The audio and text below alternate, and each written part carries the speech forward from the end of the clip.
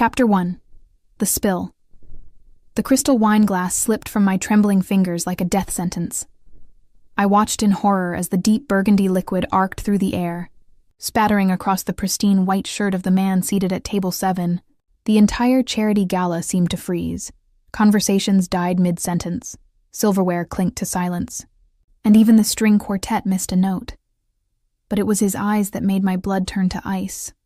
Dark. Predatory. Fixed on me with the kind of intensity that made every instinct scream run. "I'm so sorry," I stammered, grabbing napkins from the nearest table. "I'm so sorry. Let me—" His hand caught my wrist before I could dab at the spreading stain. His grip was firm, controlled, but I felt the leashed power beneath his fingers like electricity against my skin. "Don't." His voice was low, gravelly, with an accent that spoke of old money and older secrets. Italian, maybe, or something more dangerous. I looked up, a mistake. He was devastatingly handsome in the way that made smart women do stupid things. Sharp jawline, olive skin, and black hair swept back with meticulous care. But it was those eyes that held me captive. Cold gunmetal gray, like storm clouds before lightning strikes. "Isabella." My supervisor's voice cut through the tension like a blade. Margaret appeared at my elbow, her face pale as she took in the scene. "Go to the kitchen. Now." But the man, this stranger who radiated danger like expensive cologne, never released my wrist.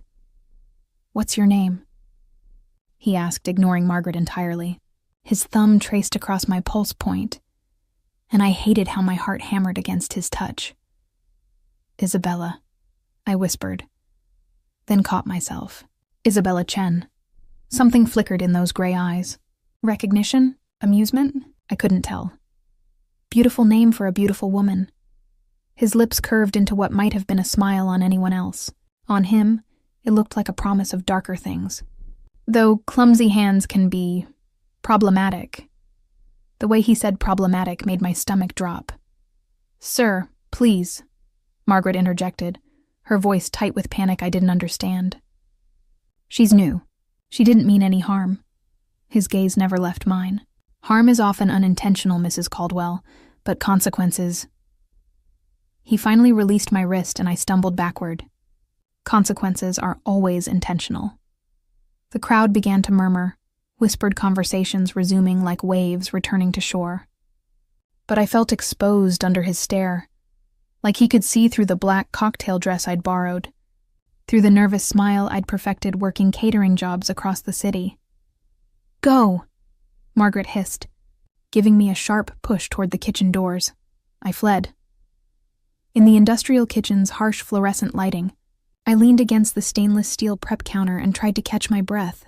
My hands were still shaking. The way he'd looked at me, like he was cataloging every detail, filing me away for future reference, made my skin crawl and burn at the same time. "You okay, Bella?" Jake, one of the other servers, appeared beside me with a concerned frown. "You look like you've seen a ghost. Who was that man?" "At table 7? Jake's expression darkened. "You don't know? That's Dante Moretti." The name meant nothing to me, but clearly it should have. Jake's face went pale. "Jesus, Bella, you really don't know, do you?" He glanced around, then lowered his voice. "He owns half the restaurants in the city. Maybe more. And the other half? Well, let's just say they pay him for the privilege of staying open." My blood ran cold. "You mean he's connected, yeah. Heavy connected. The kind of guy you don't spill wine on and live to tell about it." "That's ridiculous," I said, but my voice cracked. "This is a charity gala for children's hospitals. He can't be—" "Rich guys like their charity tax write-offs," Jake interrupted, "especially when it makes them look legitimate." "But Dante Moretti?" He shook his head. "That man's got blood on his hands, Bella. And now you're on his radar." I spent the rest of the evening hiding in the kitchen, helping with dishes, and trying to convince myself that Jake was being dramatic. Men like Dante Moretti, if he really was what Jake implied, didn't waste time on clumsy waitresses. I was nobody. Invisible. I almost believed it until I walked to my car. The parking garage was dimly lit, filled with shadows that seemed to move independently of the overhead lights. My heels echoed against the concrete as I hurried toward my beat-up Honda, keys clutched between my fingers like makeshift weapons. A black sedan idled near the exit, its windows tinted dark as midnight. I was being paranoid. Rich people drove expensive cars. It meant nothing. But as I fumbled with my car door, I felt eyes on me, watching, calculating. I drove home with my hands white-knuckled on the steering wheel, checking my rearview mirror every few seconds. The black sedan never appeared, but the feeling of being hunted followed me all the way to my apartment.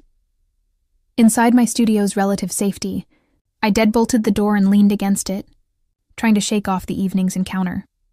I was overreacting. By tomorrow, Dante Moretti would have forgotten I existed. I had no idea how wrong I was. At 2 a.m., my phone buzzed with a text from an unknown number. Beautiful Isabella. Such graceful hands when they're not holding wine glasses. Sleep well. My blood turned to ice as I read it again. Then again, how did he get my number? Chapter 2. The trap eye didn't sleep. Instead, I sat curled on my second-hand couch, staring at my phone and jumping at every sound. The text message felt like a brand burned into my retinas. I'd deleted it, but the words echoed in my mind. Such graceful hands when they're not holding wine glasses. The next morning brought no relief. Dark circles shadowed my eyes as I prepared for my shift at the coffee shop downtown. Normal life, that's what I needed. Steamed milk, regular customers, the mundane comfort of routine. But normal felt like a luxury I could no longer afford. The bell above the door chimed at exactly 9 a.m., and my heart stopped. Dante Moretti stepped inside like he owned the place. Hell, for all I knew, he did. He wore a charcoal suit that probably cost more than my rent, and those gray eyes found mine immediately across the crowded cafe. Isabella. He approached the counter with predatory grace, ignoring the line of customers behind him. We need to talk. My hands shook as I gripped the espresso machine. I'm working. Not anymore. He placed a crisp $100 bill on the counter. Take your break. Sir, I can't just... You can. His voice carried quiet authority that made my supervisor nod nervously from across the shop. 10 minutes. That's all I need. All he needed for what? But I found myself untying my apron, following him to a corner booth away from prying eyes. He sat across from me, and I felt trapped between his intense stare and the brick wall behind me. You've been researching me, he said without preamble. I blinked. What? No, I haven't. 3 Google searches last night. One at 2:47 a.m., another at 3:15, and the last at 4:33. His lips curved into that dangerous almost smile. Curious about what you found? My mouth went dry. How could he possibly know about my internet searches? I don't know what you're talking about. Dante Moretti, Chicago business owner, he recited. Dante Moretti restaurant empire. And my personal favorite, Dante Moretti Mafia connections. He leaned forward, his voice dropping to a whisper. Did you find what you were looking for? Terror and fascination warred in my chest. How do you know what I searched for? I know many things about you, Isabella Chen. 26 years old, art history degree from Northwestern. Parents died in a car accident 3 years ago. No siblings. No close friends except your elderly neighbor, Mrs. Patterson, who brings you soup when you're sick. The blood drained from my face. You had me investigated. I had you researched. There's a difference. He reached across the table, and I flinched as his fingers traced the back of my hand. The question is why? Because I spilled wine on you? Because you interest me? His thumb stroked across my knuckles, and heat shot up my arm despite my fear. And I'm a man who protects his interests. I'm not your anything, aren't you? Those gray eyes held mine captive. 3 men have been watching your apartment since midnight. Not my men, he added when I tensed. Competitors. It seems our little encounter last night was noticed by people who shouldn't have noticed. My heart hammered against my ribs. What are you saying? I'm saying that by spilling wine on me, you've painted a target on your back. My enemies now see you as a weakness to exploit. He pulled his hand away, leaving my skin cold. You have 2 choices, Isabella. Accept my protection, or hope those men outside are just admiring the architecture. I turned toward the window, and my blood froze. A black SUV sat across the street, its occupants hidden behind tinted glass. As I watched, one of the windows rolled down slightly, and I caught the glint of metal in the morning sunlight. "They're armed," I whispered. "Always." Dante's voice was matter of fact, like discussing the weather. "The Torino family doesn't take chances. They believe killing you would send me a message." "What message?" "That no one is untouchable. That even the people I care about can be reached." He stood smoothly, his hand extended toward me. "Come with me, Isabella. Let me keep you safe. I barely know you. You know enough." His eyes softened almost imperceptibly. "You know I could have had you killed last night for the disrespect. You know I could have taken what I wanted without asking. But here I am, offering you a choice." The men in the SUV were getting out now, 3 of them, dressed in dark suits that couldn't quite hide the weapons beneath. They moved with practiced efficiency toward the coffee shop's entrance. "Choose quickly," Dante murmured. I looked at his outstretched hand. Strong, scarred across the knuckles, offering salvation or damnation. Behind him, the coffee shop's bell chimed ominously as the first man entered. "If I go with you," I whispered, "what happens to my life? My job, my freedom?" "Your life changes. Your job becomes irrelevant. Your freedom," he paused, his gray eyes searching mine. "Your freedom becomes mine to give or withhold. Honest.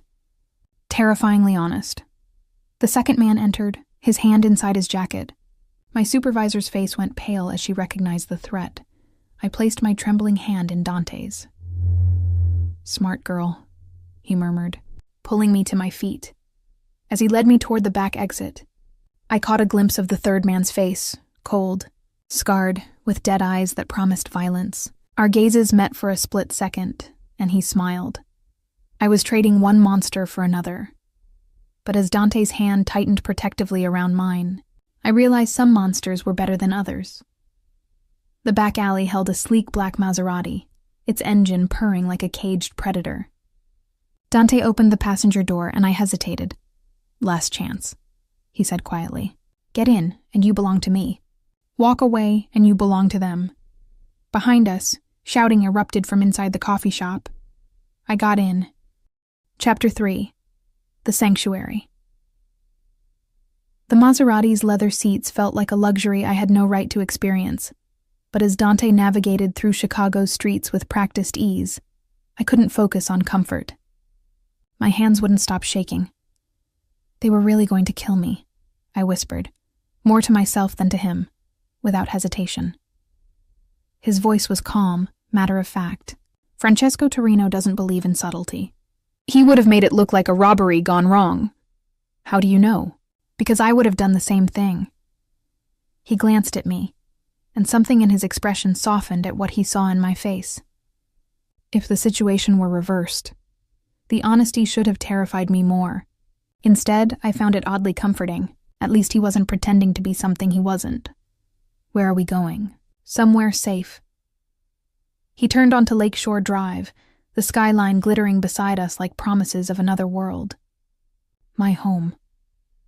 Dante's mansion sat on 3 acres of perfectly manicured grounds, hidden behind iron gates that looked more like fortifications than decoration. Security cameras tracked our approach, and I caught glimpses of armed men positioned strategically around the property. "This is where you live?" I breathed. "This is where we live," he corrected, pulling into a circular driveway lined with classical statues. "For now." The front door opened before we reached it, revealing a woman in her 50s with steel-gray hair and kind eyes that seemed at odds with the assault rifle casually slung across her shoulder. "Rosa," Dante said by way of introduction. "She manages the household." "And security," Rosa added with a slight Italian accent. She looked me up and down appraisingly. "So this is the girl who has the Torino so upset." "This is Isabella," Dante said firmly. "She's under my protection." Something passed between them, a conversation in glances that I couldn't interpret. Rosa nodded once. "The blue room is prepared," she said. "I'll have Marco bring her things from the apartment." "My things?" I turned to Dante. "You can't just take my stuff. I can do whatever's necessary to keep you alive." He guided me inside with a hand on the small of my back. including making sure you have clothes that fit properly. The mansion's interior took my breath away. Marble floors, crystal chandeliers, and artwork that belonged in museums. But it was the underlying tension that struck me most. The way every shadow could hide a threat. Every doorway could conceal an armed guard. This isn't a home, I realized aloud. It's a fortress. It's both. Dante led me up a sweeping staircase, his hand never leaving my back. And for the next few weeks, it's your world. The blue room was larger than my entire apartment, decorated in shades of sapphire and cream that spoke of expensive taste. French doors opened onto a balcony overlooking gardens that probably cost more to maintain than most people's salaries. It's beautiful, I admitted reluctantly. It's yours. He moved to a mahogany dresser, opening the top drawer to reveal stacks of silk lingerie in various colors. Rosa has excellent taste in women's clothing. Heat flooded my cheeks. You can't expect me to wear those. I expect you to be comfortable. His eyes darkened as he lifted a black lace teddy, examining it with the attention most men reserved for sports cars. Though I admit, the thought of you in this particular piece is distracting. I'm not your kept woman. No, he agreed, setting the lingerie back in its place. You're something far more valuable. You're mine to protect. The possessiveness in his voice should have infuriated me. Instead, it sent heat coursing through my veins like liquid fire. For how long? Until the threat passes. He moved closer, backing me against the dresser. Or until you stop being a liability. And how do I stop being a liability? His hands braced on either side of me, trapping me between his body and the furniture. This close, I could smell his cologne, something dark and expensive that made my head swim. You become an asset instead. His voice dropped to a whisper. You become indispensable. How? By choosing to stay. His thumb traced along my jawline and I shivered despite myself. By wanting to be here instead of needing to be here. That's impossible, is it? His gray eyes searched mine. You've been alone since your parents died, Isabella. Working 3 jobs to pay for an apartment in a neighborhood that's barely safe. When was the last time someone took care of you? The question hit like a physical blow. When had anyone taken care of me? Not since the accident. Not since I'd lost the only family I'd ever known. That doesn't mean I want to be your prisoner. Then don't be. He stepped back, giving me space to breathe. Explore the house. The grounds. Meet my people. Learn about my world. His smile was sharp as a blade. But understand this. You don't leave without my permission. And if you try to run, I'll find you before the Torinos do. Is that a threat? It's a promise. He moved toward the door, then paused. Dinner is at 8. Rosa will show you where everything is. What if I don't want dinner? Then you'll go hungry. He turned back to face me, and for a moment, his mask slipped. I saw something raw in his expression. Longing, perhaps, or loneliness that matched my own. But I hope you'll join me. I haven't had interesting dinner conversation in a very long time. After he left, I sank onto the king-sized bed and tried to process everything that had happened in the span of 24 hours. Yesterday, I'd been a nobody. Today, I was under the protection of one of Chicago's most dangerous men, living in a mansion that felt like a beautiful prison. I walked to the French doors and stepped onto the balcony. The gardens below were stunning. Maze-like hedges, fountain sculptures, and flower beds that looked like artistic masterpieces. But at the edges of my vision, I caught movement. Guards patrolling the perimeter with military precision. A prison, no matter how beautiful, was still a prison. But as the afternoon sun warmed my face and I breathed in the scent of expensive roses, I had to admit something that terrified me more than any threat.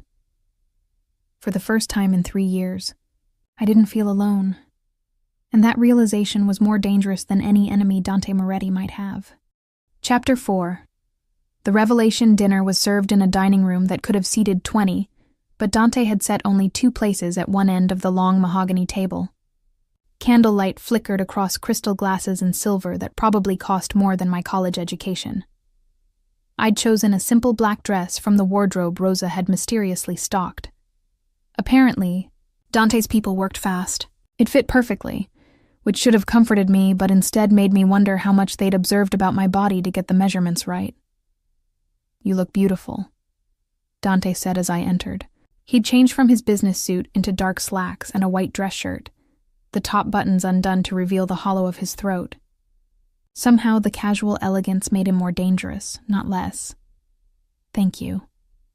I took the seat he held out for me, acutely aware of his proximity as he pushed it in. "This is a lot. You'll get used to it." He poured wine into my glass, a different vintage than the one I'd spilled on him, thankfully. Most people adapt to luxury faster than they expect. Is that what happened to you? Something flickered in his eyes. I wasn't born to this lifestyle, if that's what you're asking. The first course arrived, some kind of delicate fish preparation that probably had a French name I couldn't pronounce. I waited for him to begin eating before picking up my fork, hyper-aware of the intimacy of sharing a meal with this man who was equal parts protector and captor. "Tell me about your family," I said, surprising myself with the boldness. "What would you like to know?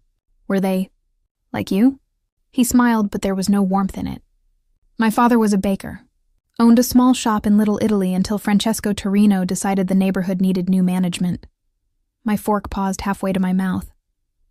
"What happened?" "They burned it down, with him inside." His voice was conversational, as if discussing the weather. "I was 15. My God, I'm so sorry. Don't be." It taught me a valuable lesson about power. He cut his fish with surgical precision. The strong take what they want. The weak lose everything they hold dear. "So you decided to become strong." "I decided to become strong enough that no one could ever take anything from me again." His gray eyes met mine across the table. "And I have been. Until now. What do you mean?" He set down his fork, studying me with that intense focus that made my skin feel too tight. "You're a weakness, Isabella. The first real weakness I've allowed myself in 20 years. My heart hammered against my ribs. I didn't ask to be. No, which makes it worse. He stood abruptly, moving to the window that overlooked his gardens. "The Torinos know it. They saw how I looked at you at the gala, how I touched you. They're using that knowledge as a weapon." I pushed back from the table, joining him at the window. "Then let me go. If I'm such a liability, you think I haven't considered it?" He turned to face me, and I was startled by the raw emotion in his expression.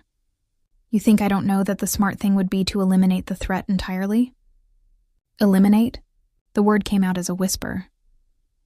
"Not you," he said quickly, reaching for me before stopping himself. "Never you. But sending you away, cutting all ties. Yes, I've thought about it." "Then why don't you?" For a long moment he was silent. When he spoke, his voice was barely audible. "Because I haven't felt alive in 15 years. And then you spilled wine on my shirt and looked at me like I was a man instead of a monster." His hand came up to cup my cheek, thumb tracing across my skin, and for the first time since my father died, I remembered what it felt like to want something beyond revenge. The air between us crackled with tension. I should step away, maintain distance, remember that this man had killed people, probably many people. But his touch was gentle, reverent, and the loneliness in his eyes matched the ache in my chest. "What do you want?" I whispered. "You." The admission seemed torn from somewhere deep inside him. "All of you. Your body, your mind, your heart. I want to keep you safe and I want to corrupt you. I want to worship you and I want to own you."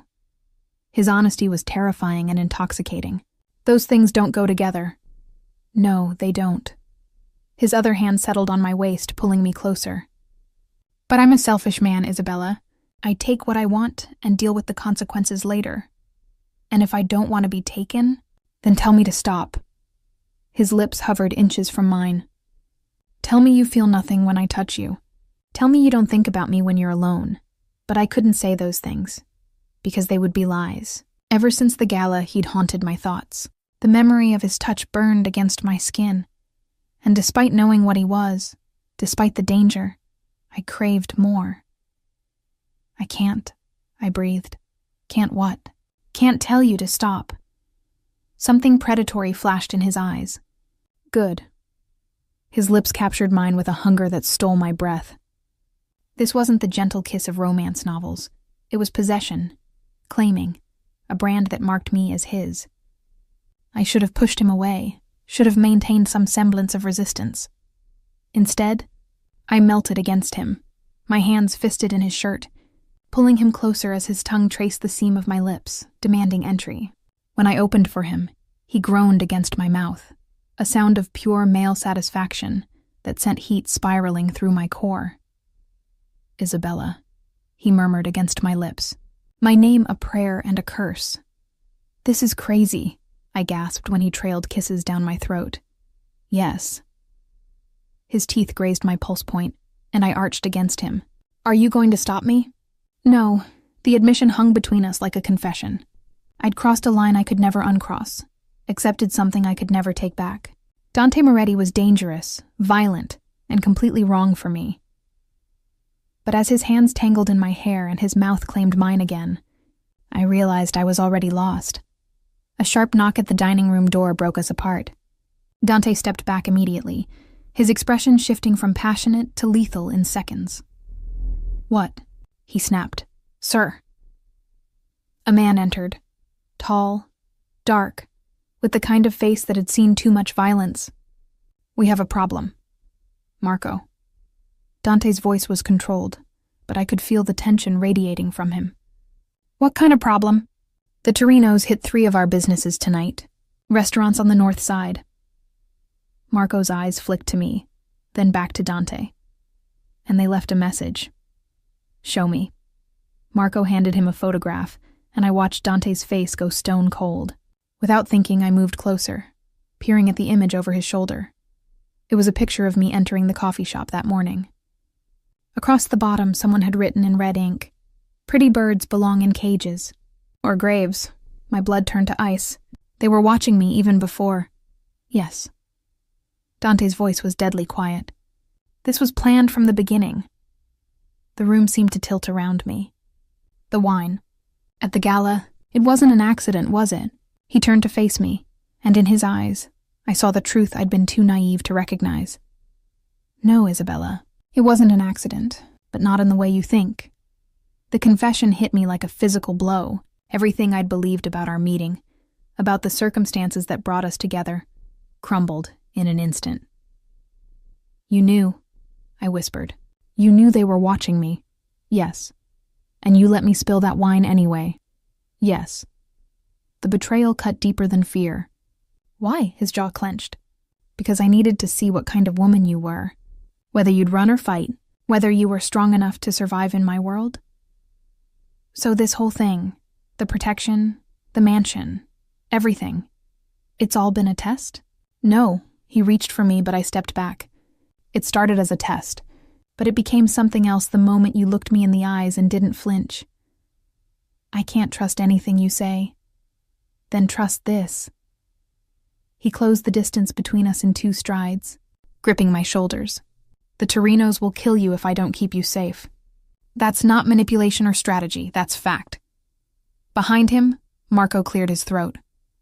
"Sir, there's more." Dante released me, turning back to his man. "What?" "They took Elena Rossi, Giuseppe's daughter." The color drained from Dante's face. "When?" 2 hours ago. "From her apartment. Demands. Trade. The girl for her." Marco's eyes flicked to me again. The room fell silent except for the sound of my racing heartbeat. Someone else was going to die because of me. An innocent woman was in danger because I'd become entangled in this world of violence and revenge. "We can't make that trade," I said quietly. Both men turned to look at me. "Isabella." Dante began. "No." I lifted my chin, drawing strength from somewhere deep inside. "I won't let someone else suffer for my mistakes. If the Torinos want me, they can have me." Dante's expression went murderous, like hell. "It's not your choice. Everything about you is my choice." His voice was soft, deadly. "You belong to me now, and I protect what's mine." The possessiveness should have angered me. Instead, it sent a thrill through my blood that I couldn't explain or deny. "Then protect Elena Rossi instead. I'll protect both." He turned to Marco. "Set up a meeting, but not on their terms." As the 2 men began discussing strategy, I realized that my old life was truly over. There was no going back to anonymity, no returning to the simple existence I'd known. I was part of Dante's world now, whether I'd chosen it or not. And despite the betrayal, despite the lies, despite everything that should have sent me running, I was exactly where I wanted to be. Chapter 5. The Claiming. The safe house was 20 minutes outside the city, hidden behind a wall of pine trees that blocked it from view. Dante had insisted on moving me here after Marco's revelation about Elena Rossi, claiming his mansion was too visible, too expected. I suspected he also wanted me away from witnesses for what he was planning. "The meeting is set for tomorrow night," he said, pacing the main room like a caged predator. "Neutral territory. The old warehouse district. And Elena will be released unharmed if everything goes according to plan." He stopped pacing, fixing those gray eyes on me. "But you're not going to be there." "We already discussed this." "No, you spoke. I didn't agree to anything." He moved closer, and I backed up until my legs hit the couch. "You're not trading yourself for anyone, Isabella. I won't allow it." "You won't allow it?" The presumption sparked my temper. "I'm not your property, Dante, aren't you?" He braced his hands on either side of me, leaning in until his breath whispered across my lips.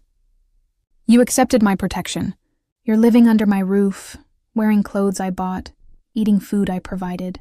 You let me kiss you. You wanted more." Heat flooded my cheeks. "That doesn't make me yours." "Then what does?" His voice dropped to a whisper. "What would it take for you to admit what we both know?" "And what's that?" "That you don't want to leave. That even knowing what I am, what I've done, you'd rather be here with me than anywhere else in the world." The truth of his words hit like a slap, because he was right. Despite everything, the lies, the manipulation, the danger, I felt more alive in his presence than I had in years. "I don't understand what's happening to me," I admitted. "I do."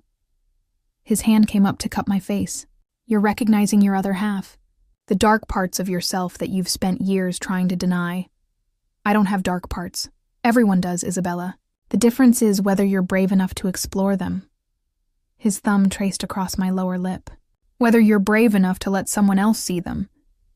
And if I am, then I'll show you pleasures you never imagined. I'll give you a life where you never have to be afraid or alone or wanting." His gray eyes darkened. "But I'll also own you completely. Body, mind, and soul." The intensity of his promise should have terrified me. Instead, it sent liquid heat coursing through my veins. "What if I want to own you too?"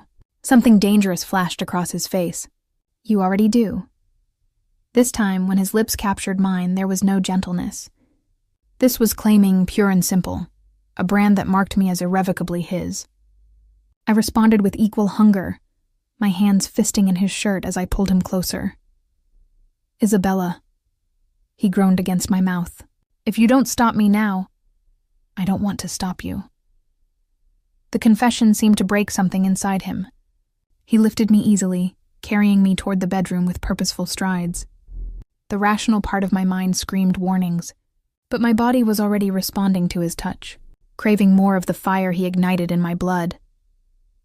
The bedroom was simply furnished. A king-sized bed, nightstand, and little else. But as Dante set me on my feet beside the bed, it felt like the most important room in the world. "Are you sure?" he asked, his hands framing my face with surprising gentleness. "No," I admitted, "but I'm sure I'll regret it more if I say no." "Good girl." The approval in his voice sent heat spiraling through my core. "Because once I have you, I'm never letting you go." His hands moved to the zipper of my dress, sliding it down with agonizing slowness. The fabric pooled at my feet, leaving me in nothing but the black lace lingerie Rosa had selected.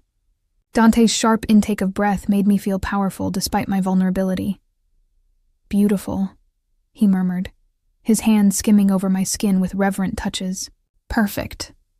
When he lowered his head to press kisses along my collarbone, I gasped at the sensation. Every nerve ending felt hypersensitive, attuned to his touch in ways I'd never experienced before. "Dante," I breathed, my hands working at the buttons of his shirt. "Say my name again. Dante."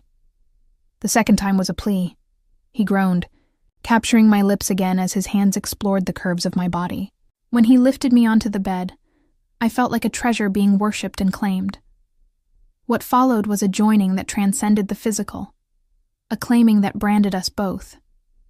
In his arms, I discovered parts of myself I'd never known existed. When he whispered my name like a prayer against my skin, I understood that this connection would change everything. Afterward, I lay against his chest, listening to the steady rhythm of his heartbeat. His fingers traced lazy patterns on my bare shoulder, and for a moment, the danger outside felt like something from another world. "No regrets?" he asked softly. "None," I said, surprising myself with the honesty. "Should I have them? Ask me tomorrow." His arms tightened around me. "After you see what I'm capable of." The words should have worried me. Instead, they sent a thrill through my blood that I didn't want to examine too closely. A sharp buzzing broke the peaceful silence. Dante reached for his phone on the nightstand, his expression darkening as he read the message. "What is it?" "Change of plans." He sat up, already reaching for his clothes. "The Torinos moved up the timeline. They want to meet tonight." "Tonight?" I scrambled for the sheet, suddenly feeling exposed. "That doesn't give us time to prepare." "It gives us time to end this." His voice was cold now, all traces of the gentle lover gone. "Marco's already in position with backup. We can handle Francesco's men, and Elena? We'll be home by morning." He was fully dressed now, checking a gun I hadn't noticed before. "You're staying here with Rico and Tony.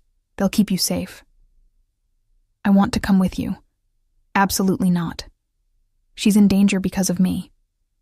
"She's in danger because Francesco Torino is a rabid animal who needs to be put down." Dante's gray eyes were steel. "Which is exactly what I'm going to do." The casual way he spoke of killing someone should have horrified me. Instead, I felt a dark satisfaction that he was willing to eliminate threats to protect the innocent. What was happening to me? "Be careful," I said instead. Something soft flickered in his expression. He leaned down to kiss me, gentle and thorough. I always am. His lips curved in a dangerous smile. "Besides, I have something worth coming home to now." After he left, I sat alone in the bedroom, trying to process everything that had changed in the span of a few hours. I'd crossed a line with Dante that I could never uncross. More than that, I'd enjoyed it, craved it, wanted more. The woman I'd been yesterday would have been horrified.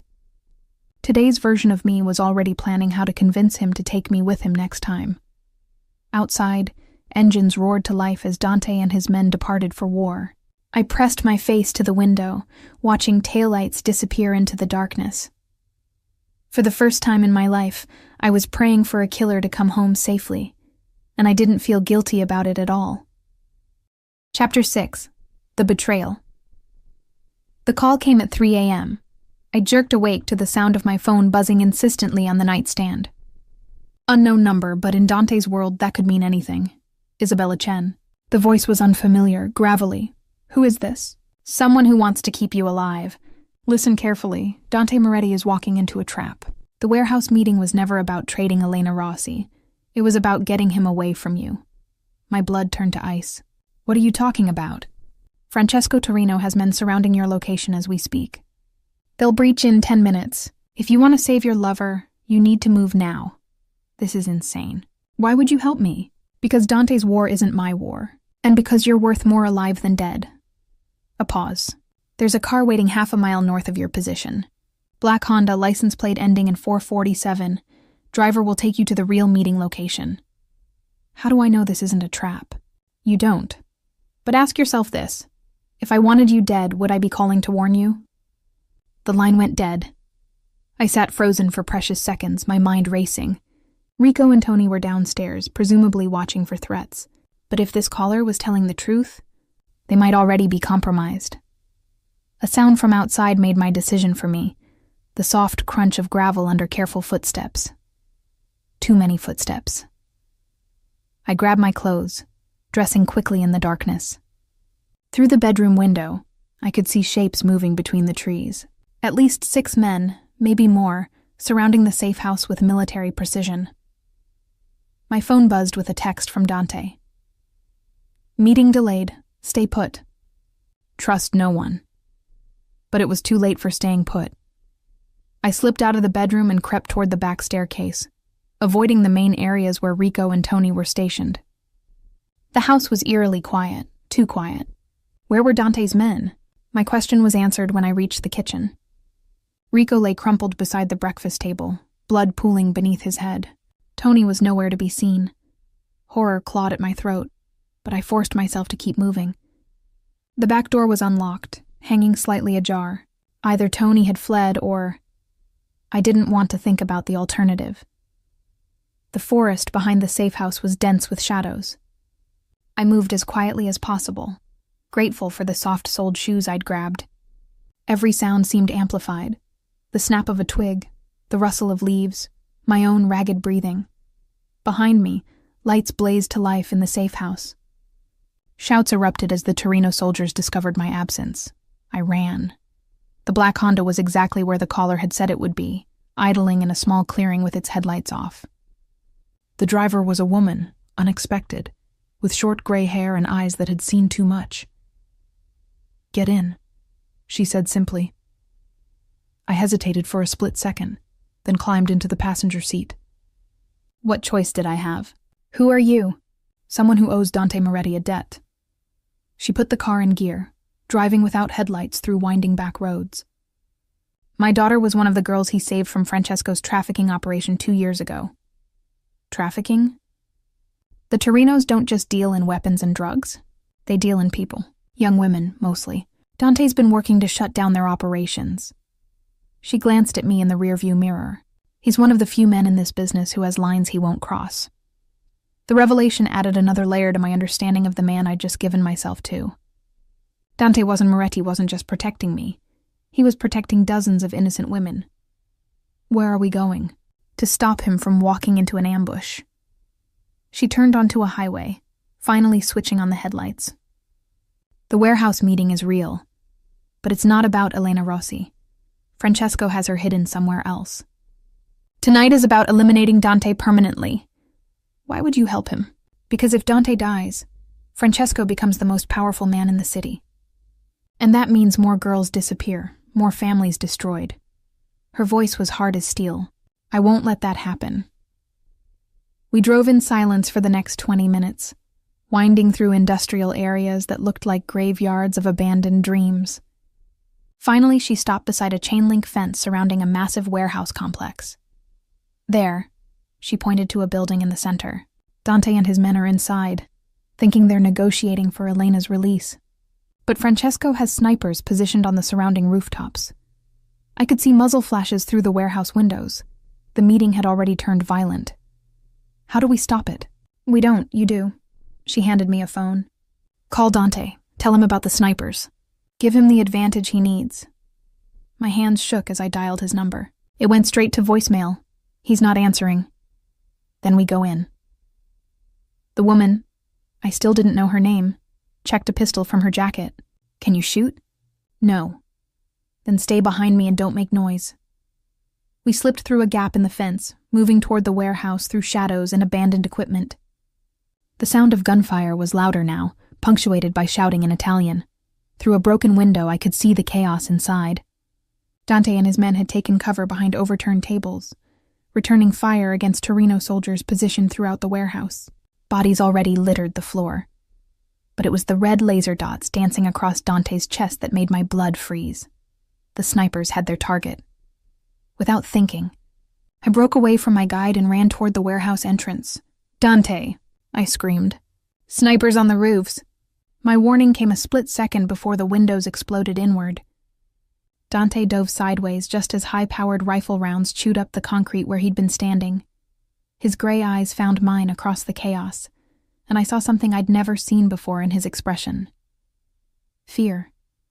Not for himself, but for me. "Isabella, get down!" Francesco Torino emerged from behind a shipping container, his weapon trained on my chest. He was older than I'd expected, with silver hair and dead eyes that held no trace of humanity. "The little bird flies to her cage," he said in accented English. "How touching. Let her go, Francesco." Dante's voice was deadly calm despite the blood running down his arm. Your fight is with me. My fight is with anyone who interferes with my business. Francesco's finger tightened on the trigger. She's become quite the interference. Please, I said, surprised by the steadiness of my own voice. Elena Rossi is innocent. Just tell us where she is. Francesco laughed, a sound like breaking glass. Elena Rossi is already dead, little bird. Has been for hours. This was never about a trade. The words hit me like physical blows. An innocent woman had died because of this war, because of my connection to Dante. You're lying, Dante snarled. Am I? Francesco pulled out his phone, showing us a photograph that made my stomach revolt. Pretty girl. Shame she had to pay for your sins. Something snapped inside me. The fear, the guilt, the helplessness of the past few days crystallized into pure rage. I lunged forward, not thinking, not planning, just moving. Francesco's gun swung toward me, but another shot rang out first. The woman who'd driven me here stepped through the doorway, smoking pistol in her steady hands. Francesco crumpled to the warehouse floor, a red stain spreading across his white shirt. That's for my daughter, she said quietly, and all the others. The remaining Torino soldiers dropped their weapons, recognizing the shift in power. Without their leader, they were just hired guns with no particular loyalty. Dante crossed to me in 3 strides, pulling me against his chest with desperate intensity. Are you hurt? His hands roamed over my body, checking for injuries. Did they touch you? I'm fine. But Rico? I know. Marco found him. Dante's jaw clenched. Francesco will pay for that. Francesco's already paid. I nodded toward the woman who'd saved us all. Who is she? Maria Santos. Her daughter Teresa was 15 when Francesco's men took her. Dante's voice was soft with respect. I got Teresa back, but she was never the same. And now it's over? This part is over. His gray eyes met mine. But there will always be another Francesco, another threat. That's the reality of my world, Isabella.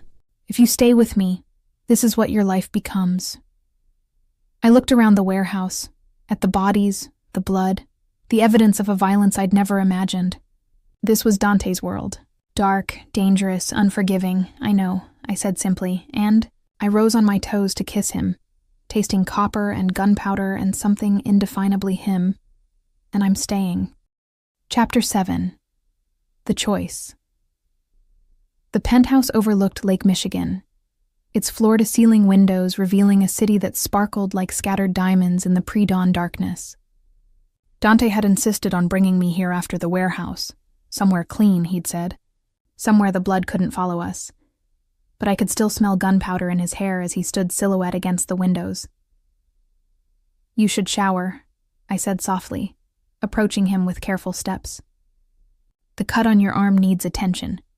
In a minute. His voice was distant, haunted. I keep thinking about Elena Rossi. How she died because I wasn't smart enough to see Francesco's real plan. She died because Francesco Torino was a monster. I touched his shoulder, feeling the tension coiled beneath his shirt. You tried to save her. Trying isn't enough. In my world, people die when you make mistakes. He turned to face me, and I saw the weight of guilt in his gray eyes. Is that really what you want, Isabella?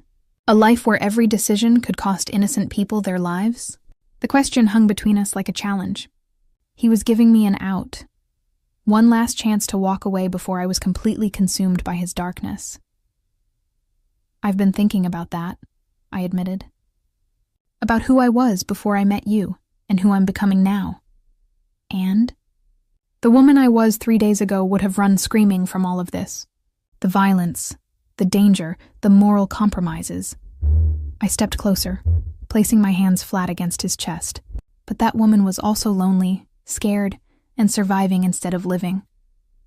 His hands covered mine. This isn't living, Isabella. This is war. Maybe. But I feel more alive in your war than I ever did in my peace. The admission should have horrified me. Instead, it felt like freedom. I don't want to go back to being invisible. You were never invisible. Not to me. But I was to myself. I rose on my toes, brushing my lips against his. You make me see myself differently. Feel differently. I corrupt you. You awaken me. The distinction mattered. There's a difference. His arms came around me then, holding me against him with desperate intensity. If you stay, there's no going back. No returning to your old life if you change your mind. I know. There will be more nights like tonight. More blood, more violence, more death. I know. And I'll never be able to let you go completely. Even if you wanted to leave, I'd always be watching, protecting, interfering. His voice dropped to a whisper. You'd never truly be free. I don't want to be free from you. The honesty shocked us both. I want to be bound to you. Choose to be bound to you. Something primitive flashed in his eyes. You don't know what you're asking for? Then show me. What followed was different from our joining at the safe house. This was claiming on a deeper level, a branding that went beyond the physical. When he whispered promises against my skin, they felt like vows. When I gasped his name, it sounded like surrender. Afterward, we lay entwined in his massive bed, watching the sun rise over the city that would soon know Francesco Torino was dead. In the growing light, I could see the scars that mapped Dante's torso, evidence of a life lived in violence. Tell me about them, I said, tracing a particularly jagged mark below his ribs. Knife fight when I was 19. Rival family thought they could intimidate me. His fingers found a bullet scar on my shoulder I hadn't noticed before. This one? Car accident. When my parents died, I had never talked about the accident with anyone, but somehow it felt natural to share it with him. I was driving, his hand stilled. Isabella, black ice on the highway. The truck came out of nowhere. I forced myself to continue. I walked away. They didn't. That's why you're so careful. Why you work so hard to stay invisible. Understanding flickered in his voice. You think you don't deserve to be happy, don't I? They died because of my mistake. They died because of physics, and bad weather and random chance. He tilted my chin up, forcing me to meet his eyes. Not because of you. You don't know that. I know that guilt is a poison that destroys from the inside. I know because I've been drinking it for 20 years. His thumb traced across my lower lip. Your parents wouldn't want you to live half a life because of their accident. The simple truth of it hit me like a revelation. My parents had been full of joy, full of life. They'd have been heartbroken to know I'd spent 3 years hiding from the world. I don't know how to stop feeling guilty. You start by choosing to live fully, by accepting that you deserve happiness. His lips quirked in a slight smile.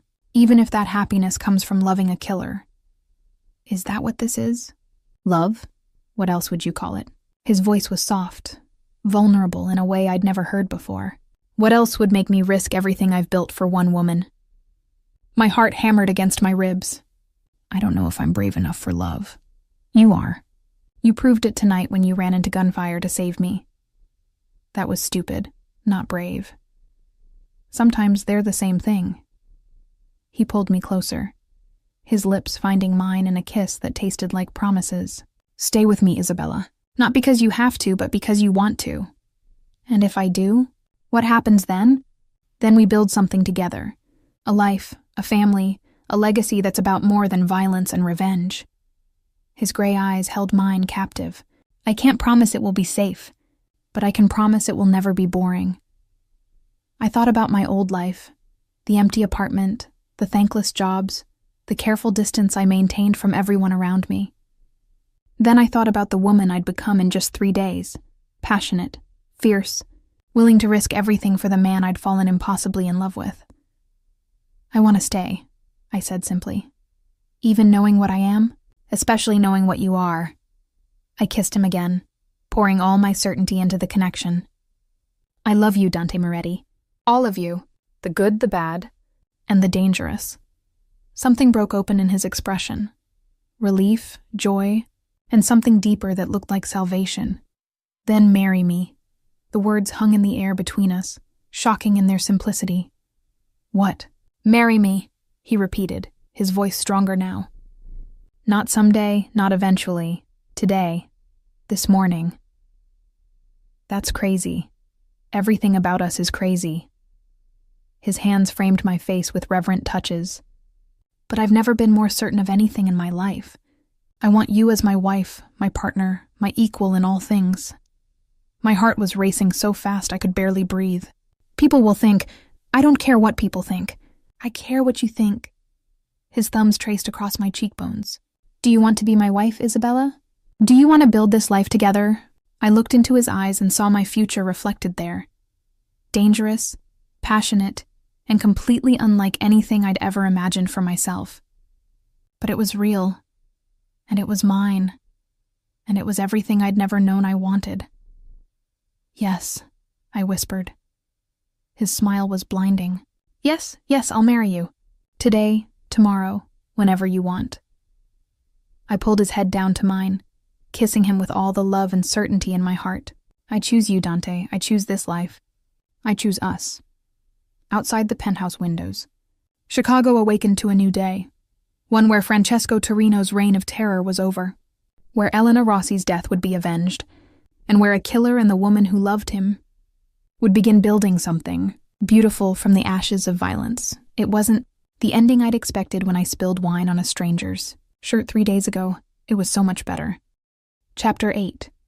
The Vow. The wedding was nothing like what little girls dream about. No white dress, no flower girls, no tearful relatives offering blessings.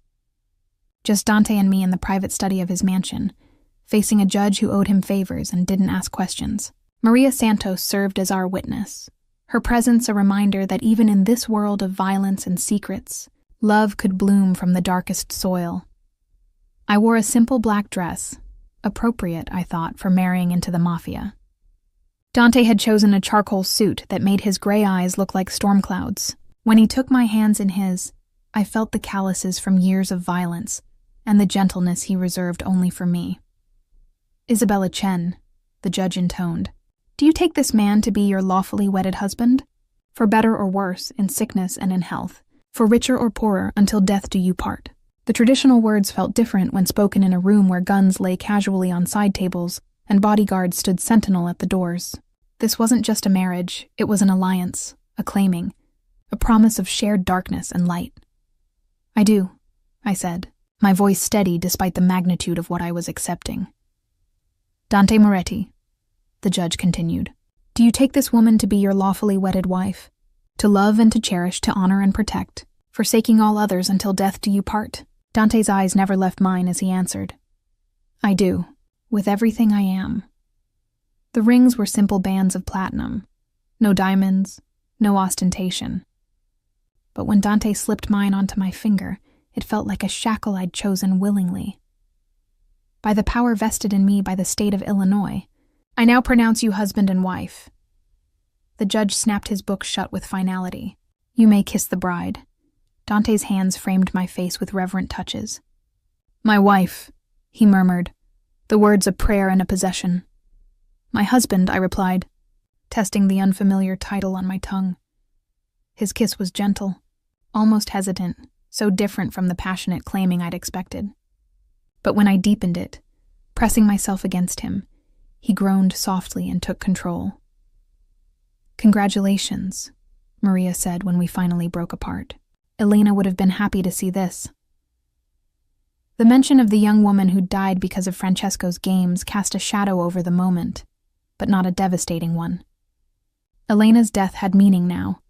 It had led to Francesco's end and the beginning of something better. Thank you, I told Maria sincerely. For everything. For saving us.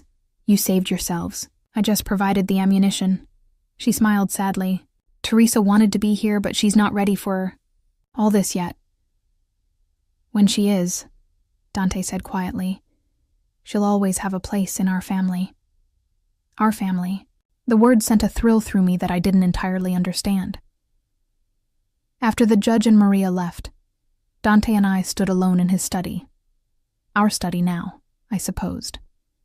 Everything had changed in the space of 10 minutes and a few spoken vows. Any regrets? He asked, echoing his question from our first night together. Ask me in 50 years, I said, then paused. Do you think we'll have 50 years? In my line of work? He considered this seriously. Probably not, but we'll have whatever time we're given, and we'll make it count. The honesty should have frightened me. Instead, it made me love him more. Dante didn't deal in false promises or pretty lies. What he offered was truth, even when it was dark. What happens now? I asked. Now we consolidate power. The Torino family is finished, but their territory needs new management. Their businesses need oversight. He moved to his desk, pulling out a thick folder. And you need to learn how to be a Mafia wife. Is there a handbook for that? No, but there are rules. His expression grew serious. People will test you now, Isabella. They'll want to see if you're strong enough to stand beside me, smart enough to be trusted with secrets, ruthless enough to make the hard choices. And if I'm not, then they'll try to use you as a weapon against me. He set the folder aside and moved closer. Which is why you're going to learn everything. How to shoot, how to spot surveillance, how to read people's intentions. You're going to become formidable. The prospect should have daunted me.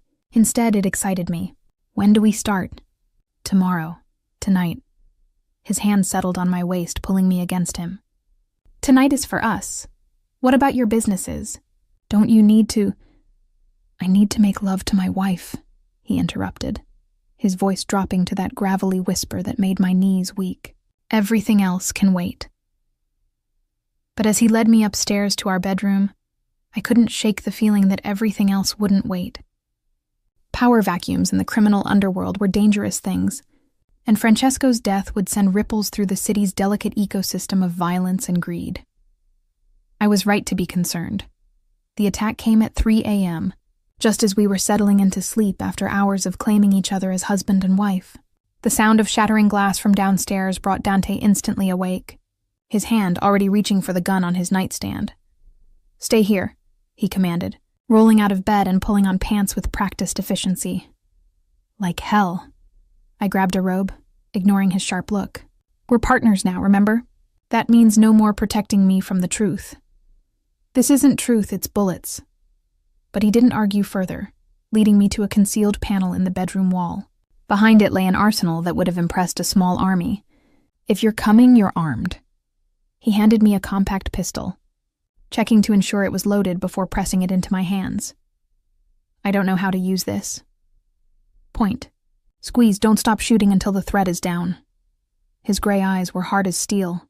And Isabella, if something happens to me, nothing's going to happen to you. If something happens to me, he continued relentlessly, there's a safe behind that painting. Combination is your birthday. Inside, you'll find money, passports, and instructions. Follow them exactly. The reality of our situation hit me like a physical blow.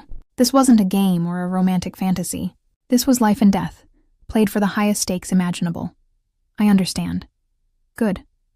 He kissed me hard and fast. Now let's go meet our guests. The main floor of the mansion was chaos.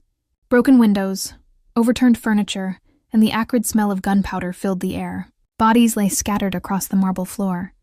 Some Dante's men, some intruders I didn't recognize. Salvatore family, Dante muttered, examining one of the fallen attackers. Francesco's cousins from New York. They're making a play for his territory. How many? Too many. He spoke into a radio, coordinating with his surviving security team. The East Wing is compromised. They're trying to box us in. As if summoned by his words, 3 men appeared at the far end of the hallway, their weapons trained on us. I raised my pistol with shaking hands, remembering Dante's instructions. Point. Squeeze. The recoil surprised me, but not as much as the satisfaction I felt when one of the attackers staggered backward. I wasn't a killer like my husband, but I could damn well defend what was mine. Good girl, Dante said approvingly, his own weapon barking rapid fire. The next hour passed in a blur of violence and adrenaline. We moved through the mansion like a unit, covering each other's backs as we systematically eliminated the threat. I discovered I had a natural aptitude for violence that probably should have worried me. Instead, I found it liberating. When the last attacker fell, we stood in the wreckage of what had been our wedding night, covered in blood and cordite. Dante's security team was down to half strength, and the mansion would need extensive repairs. Welcome to married life, I said, surveying the damage. Dante looked at me, hair wild, robe torn, gun still smoking in my hand, and smiled with genuine pride. "You're magnificent," he said simply. "I'm terrifying. That too." He pulled me against him, apparently unconcerned with the blood staining our clothes. "Are you sorry you stayed?" I looked around at the destruction, at the bodies of men who'd died trying to kill us, at the evidence of the violent world I'd chosen to inhabit.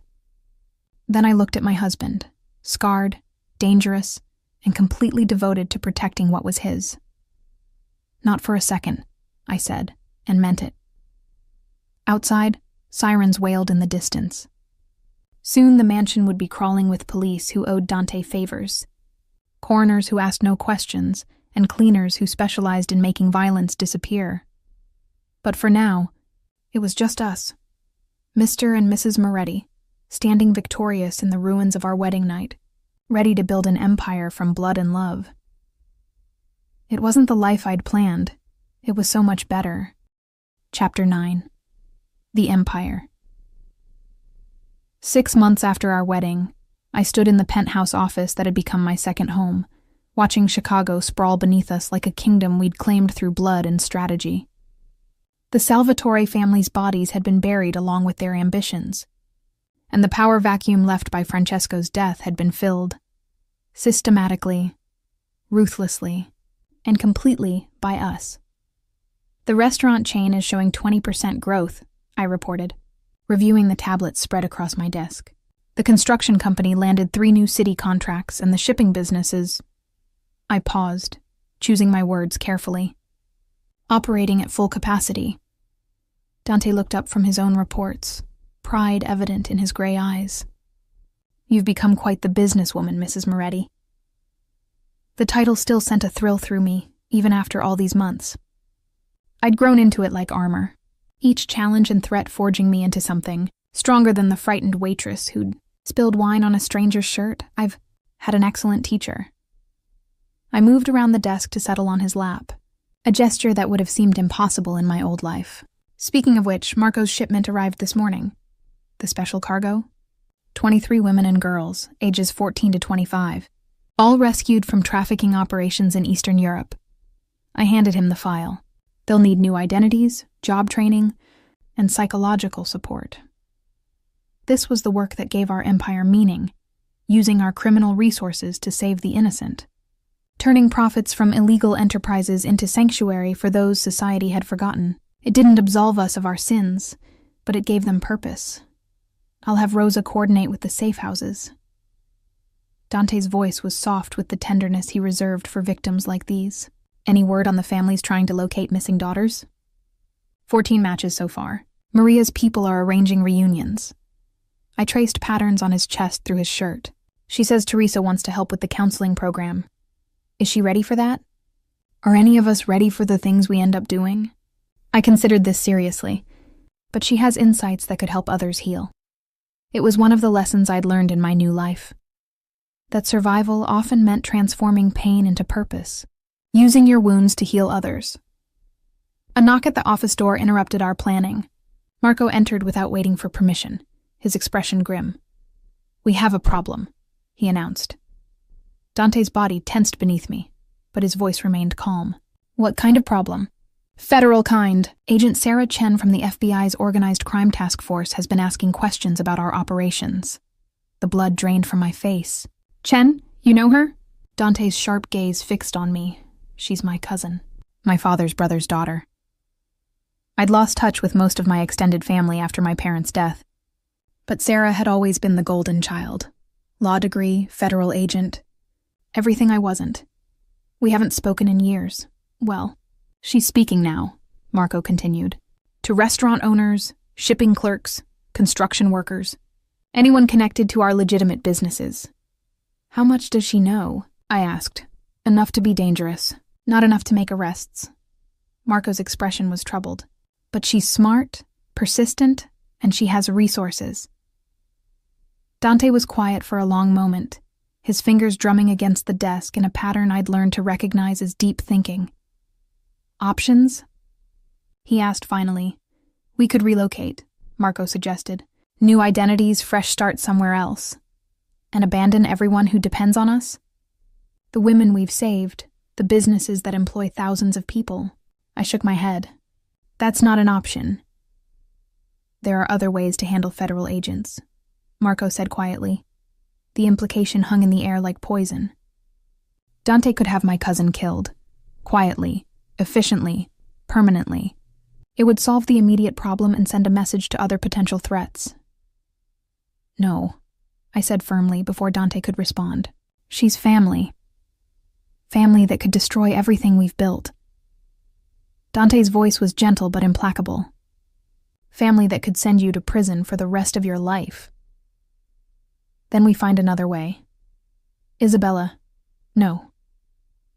I stood, moving to face him directly. I know what I married into, what we do, what sometimes has to be done. But Sarah is innocent. She's just doing her job. Dante studied me for a long moment, and I could see the war between his protective instincts and his respect for my judgment. What do you propose? He asked finally. I talked to her. Find out what she knows, what she wants, what it would take to redirect her attention elsewhere. Absolutely not. Marco interjected.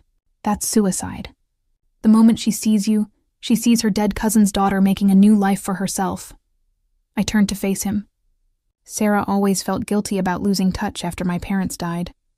If I play this right, I can use that guilt to our advantage. And if you play it wrong, Dante's voice was deadly quiet. Then we deal with the consequences together. I returned to his side, taking his scarred hands in mine. But at least we'll know we tried to do this the right way first. Something flickered in Dante's gray eyes. Approval, perhaps, or love for the woman I'd become. Marco, he said without breaking our eye contact. Set up a meeting. Somewhere public, somewhere she'll feel safe. Sir, do it. The command brooked no argument, but have backup positioned within a 2-block radius. If this goes sideways, I want options. Marco nodded reluctantly and left to make arrangements. When we were alone again, Dante pulled me back onto his lap. You're risking everything for someone you haven't spoken to in years, he observed. I'm protecting everything for someone I've loved my whole life. I kissed him softly. There's a difference. And if she can't be reasoned with? If she forces our hand? The question hung between us like a blade. I thought about Sarah as I remembered her. Idealistic, determined, absolutely convinced that the world could be divided into good and evil, with no shades of gray between. Then we do what we have to do, I said quietly. But we try this first. My conscience, Dante murmured against my hair. My moral compass in a world gone mad. Is that what I am? Among other things. His arms tightened around me. My wife, my partner, my salvation. The reason I want to be better than what I was. You were never evil, Dante. Ruthless, yes. Violent when necessary, but not evil. The women we've saved might disagree with that assessment. The women we've saved are alive because you were strong enough to fight monsters. I turned in his arms to face him fully. Sarah sees the world in black and white because she's never had to make the choices we make. Never had to weigh one life against dozens. Never had to choose between justice and survival. And you have? Every day since I married you. The admission came easier than I'd expected. And I've learned that sometimes the right choice isn't the legal choice. Sometimes protecting the innocent means becoming something terrible yourself. No regrets? None. I kissed him again, pouring all my certainty into the connection. I know who I am now, what I'm capable of, what I'm willing to do. And I choose this. I choose us. I choose our empire built on blood and love. His smile was soft, vulnerable. Then let's go save your cousin from herself. Chapter 10. The Resolution. The coffee shop Sarah had chosen was deliberately neutral, a chain restaurant in downtown Chicago, filled with business people and tourists who wouldn't think twice about two women having an intense conversation. But I spotted Dante's security team immediately. Marco at a corner table reading a newspaper, 2 others positioned near the exits, all ready to move if my reunion with my cousin went bad. Sarah arrived exactly on time, and seeing her again after 4 years was like looking at a ghost of my former self. Blonde hair pulled back in a practical ponytail, navy blazer over a crisp white shirt, sensible shoes that could handle long days of investigation. She looked like everything I used to think I wanted to be.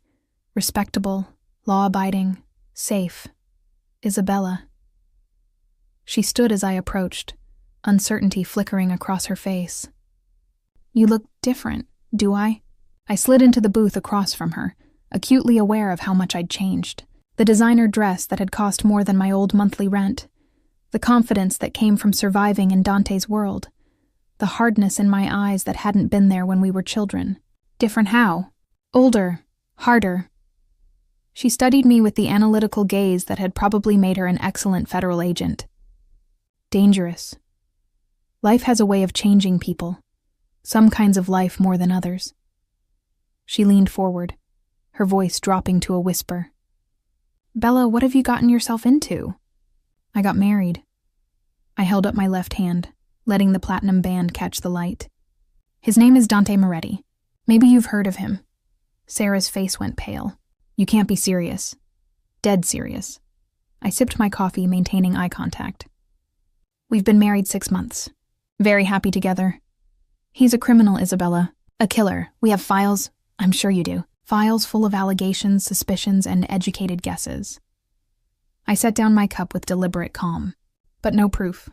No convictions. No evidence that would hold up in court. Because he's good at covering his tracks. Or because he's innocent of the crimes you suspect him of. Sarah laughed, but there was no humor in it. You can't actually believe that. I believe that my husband is a businessman who owns restaurants, construction companies, and shipping operations. I believe he employs thousands of people and contributes millions in taxes to the city of Chicago. I leaned forward, matching her intensity. I also believe that the federal government has a tendency to prosecute successful Italian Americans based on stereotypes rather than evidence. That's not, isn't it? I pulled out my phone, scrolling through photos. This is Teresa Santos, 15 years old when she was kidnapped and sold into prostitution. My husband found her, rescued her, and paid for 2 years of therapy to help her heal. Sarah glanced at the photo, her expression softening slightly. This is Maria Volkov, 17 when she was trafficked from Ukraine. She's studying nursing now, wants to help other survivors. I swiped to the next image. This is Carmen Rodriguez, 16 when she disappeared from foster care. She's getting her GED and planning to open a bakery. Isabella, 23 women and girls rescued in the last 6 months alone. I put the phone away, letting the weight of those numbers settle between us. Tell me, Agent Chen, how many trafficking victims has the FBI saved this year? That's not the point, isn't it? Because from where I sit, the only difference between my husband and the federal government is that he actually gets results. Sarah was quiet for a long moment, processing what I'd told her. When she spoke again, her voice was softer. Even if that's true, even if he's helping some people, you can't ignore what else he does. The violence, the intimidation, the what, Sarah? What exactly do you think he does? I think he kills people. Sometimes. The admission hung between us like a confession. When they threaten innocent people, when they traffic children or deal drugs near schools or hurt women who can't protect themselves. I met her gaze steadily, and I think the world is better off without those people in it. You can't mean that. I absolutely mean that.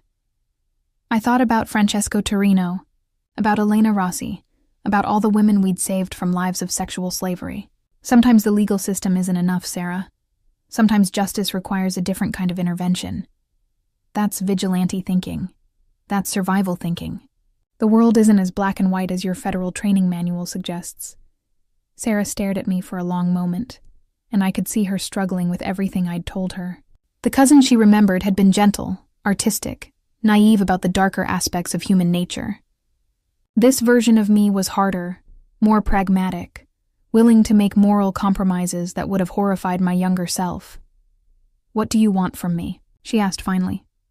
I want you to close your investigation and walk away. I can't do that. You can. You redirect your resources toward real threats. Cartels bringing fentanyl into the country. Human traffickers operating out of the ports. Organized crime families that actually hurt innocent people. I pulled out a manila envelope, sliding it across the table, like the Bratva operations moving through Detroit. Sarah opened the envelope, her eyes widening as she scanned the documents inside. "Where did you get this?" "Does it matter?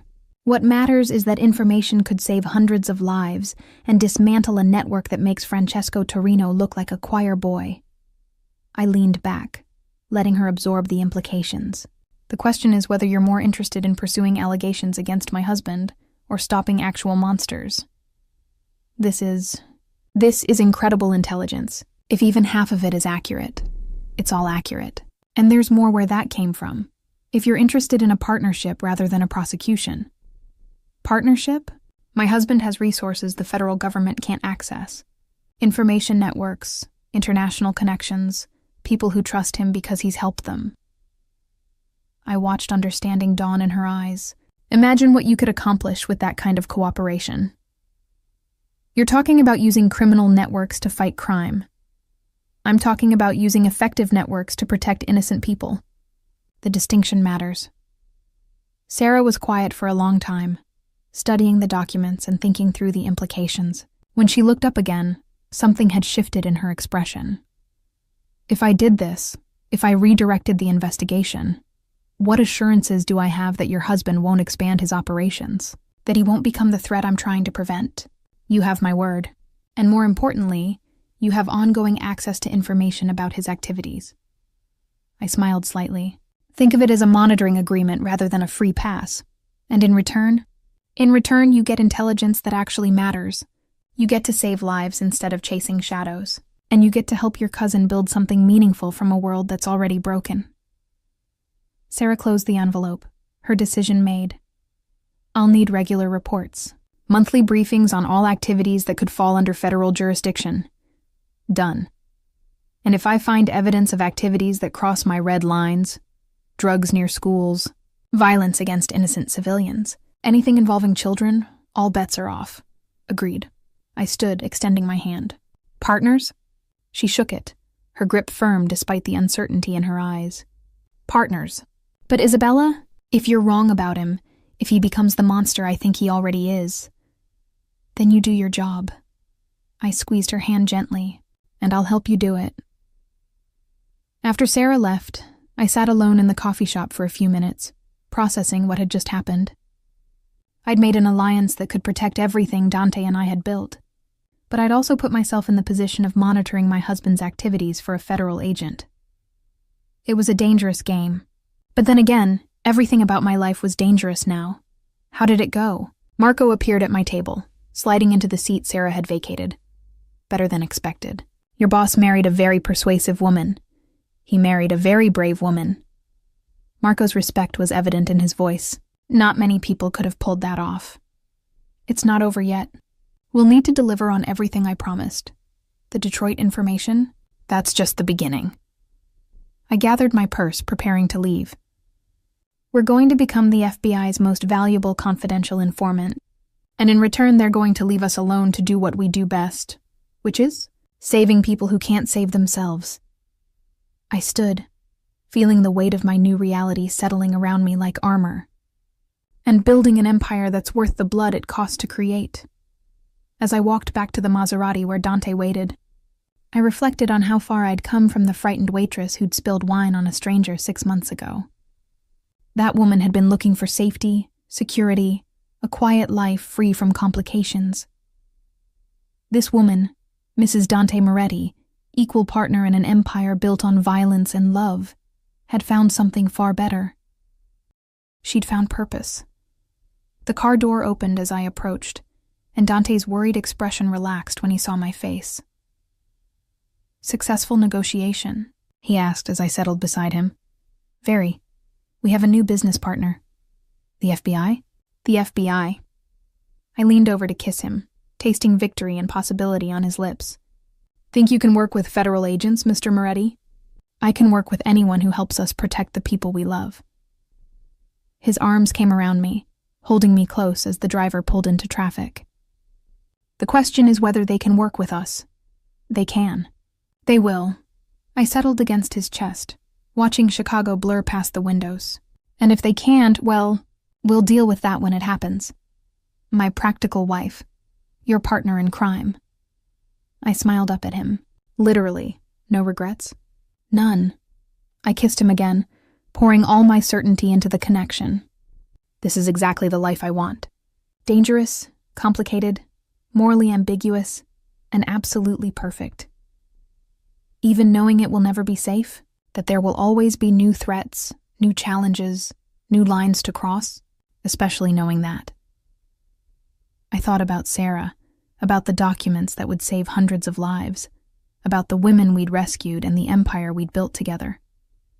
I'd rather live 1 year as your wife than 50 years as anyone else.